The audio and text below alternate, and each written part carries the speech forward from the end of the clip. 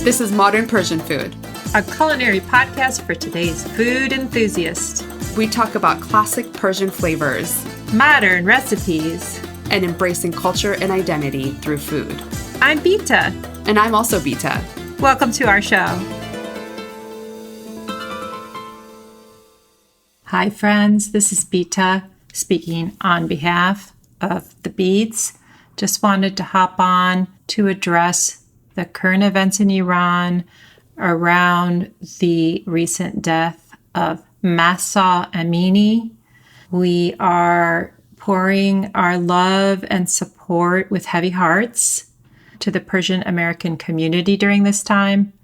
Given this is not a political podcast, at the same time, we wanted to definitely pay our respects and show our support for Persian Americans around the world, specifically Iran. We want to share through our content and media our support to hopefully bring positive change to all and Persian women so that they can hopefully one day have the freedoms that we enjoy. Hi, everyone. Welcome to episode 103 of Modern Persian Food. It's fall right around the corner, back to school season, and apples are in season.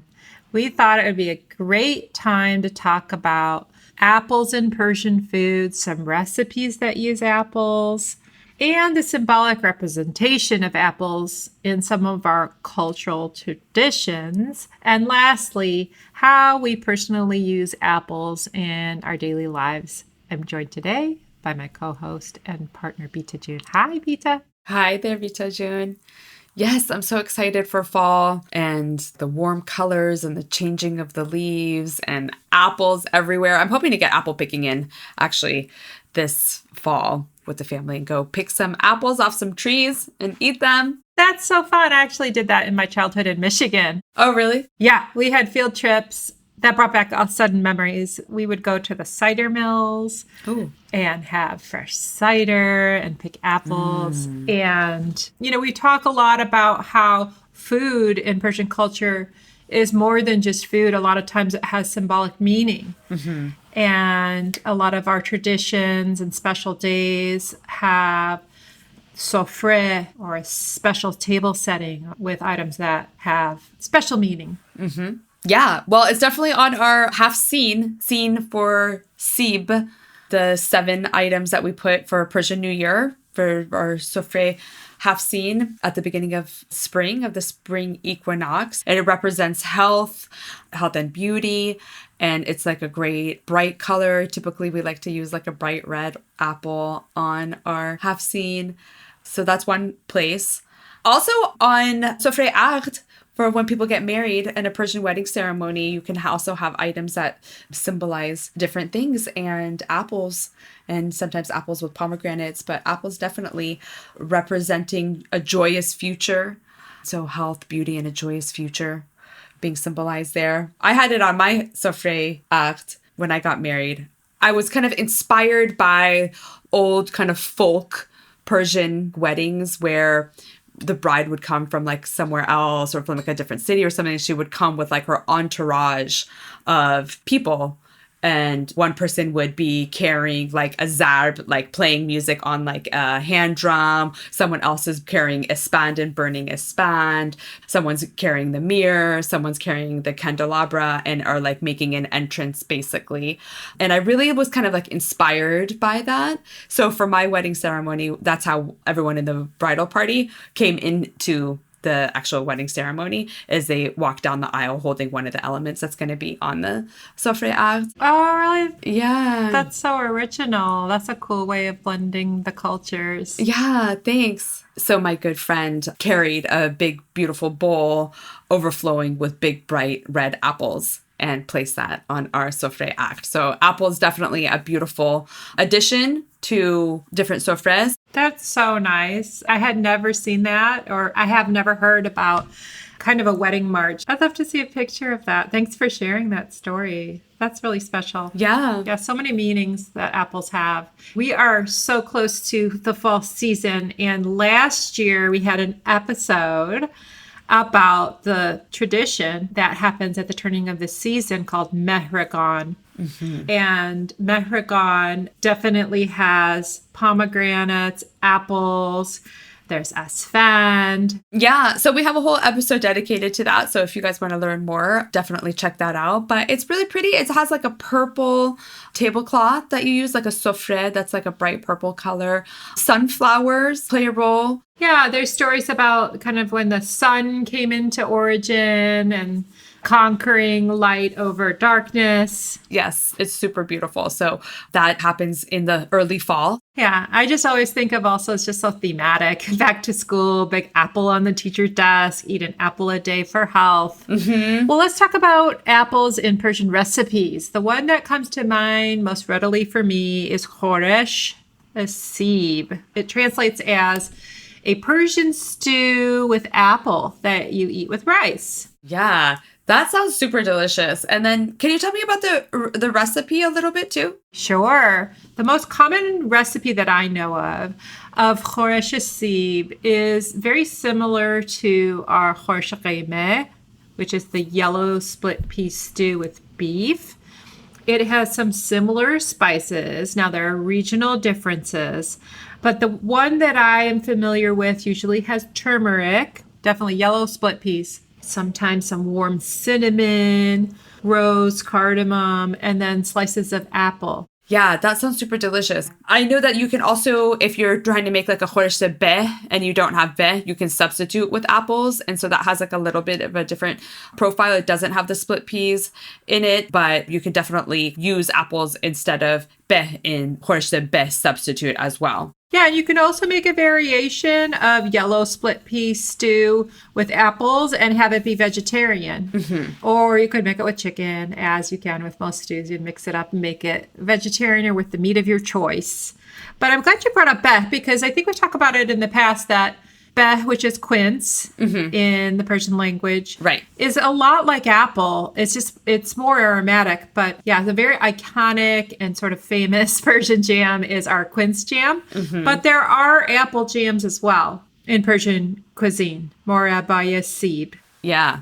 I have a couple of recipes. Like I have an Instant Pot cinnamon applesauce and baked cinnamon apples. I'm blessed with an abundance of apples this time of year. So Yeah. I do appreciate being able to cook them up in any form in the Instant Pot or on the stove. Yeah, and they're so delicious. My favorite apple is like a crisp Fuji apple. Oh, yeah? Yeah, I love that. And we go through a lot of apples in my house. Everyone likes to eat them and they're really easy. That's good. But they're actually quite like a kind of versatile ingredient. You know, you can have it raw, you can cook it. You know, as you were just mentioning, there's like a bunch of different ways that you can cook it.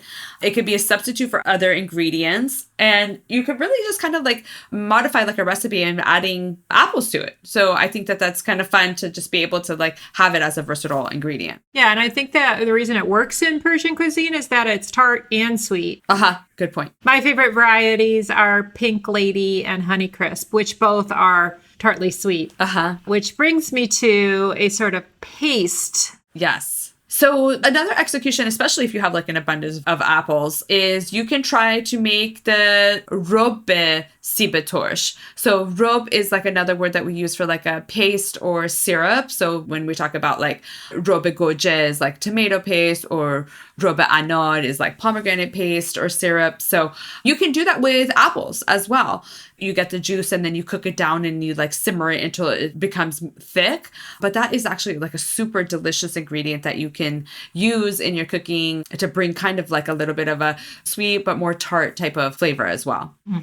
Delicious. Another treat that you can have, especially while the weather is so warm, is kind of like a sharbat or like a shrub of apples and rose water. So you can kind of make like a sharbat with rose water, and then you can have either grated apples in there or like thinly sliced apples in a glass with that. That could be a cool, refreshing drink to have. Yeah, I think we had a special guest, Tanaz June, who talked about that drink specifically.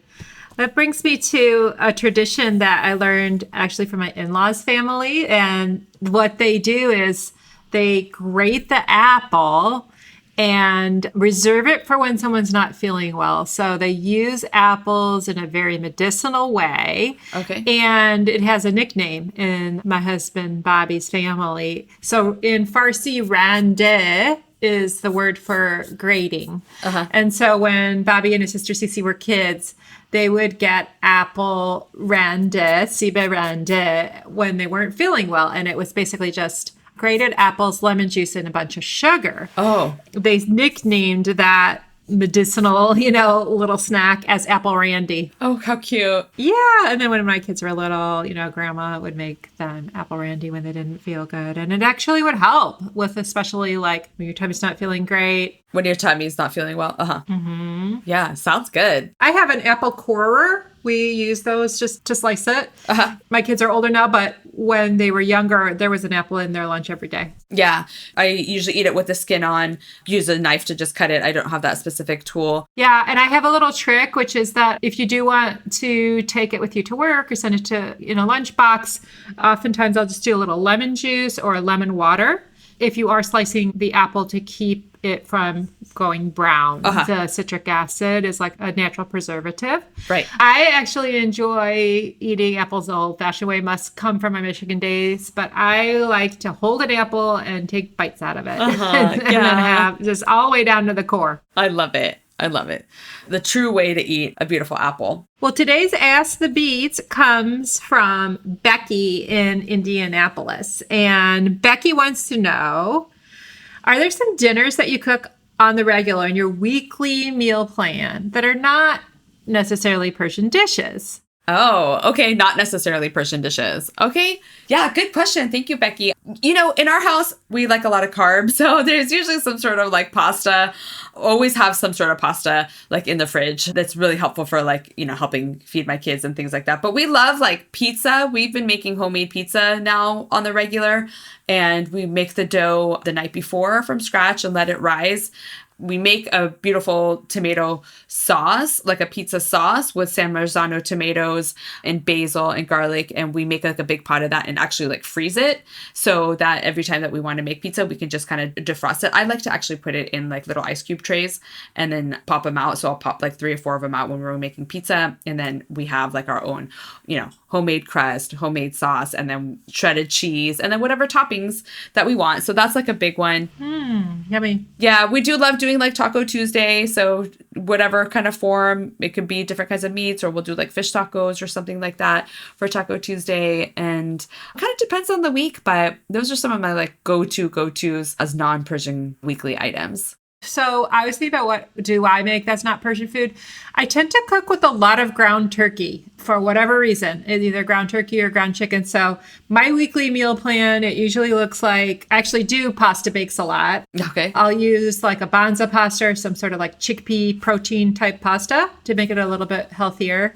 And it's almost like a Persian macaroni, but I'll bake it like tahchin style. Oh, Yeah, I'll just like fry up some onions with tomato paste, and that'll just be like a very basic sauce to my pasta bake. Sometimes I'll put the ground turkey in there.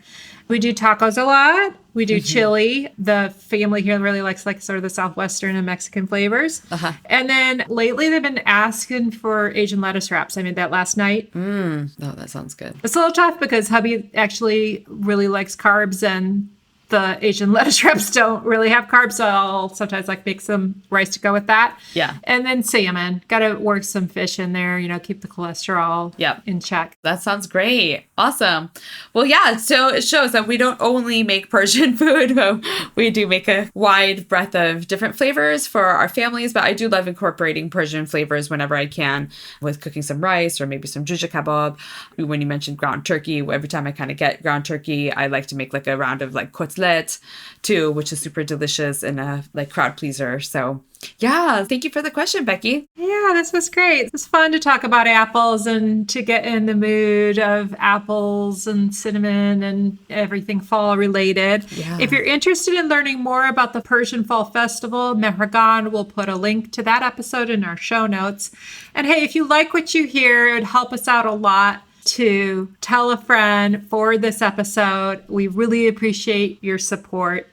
And we thank you for being our listeners. Thanks, everyone. Thank you, Bita Jun. Have a great day. Thank you. Bye. Until next time. Bye-bye.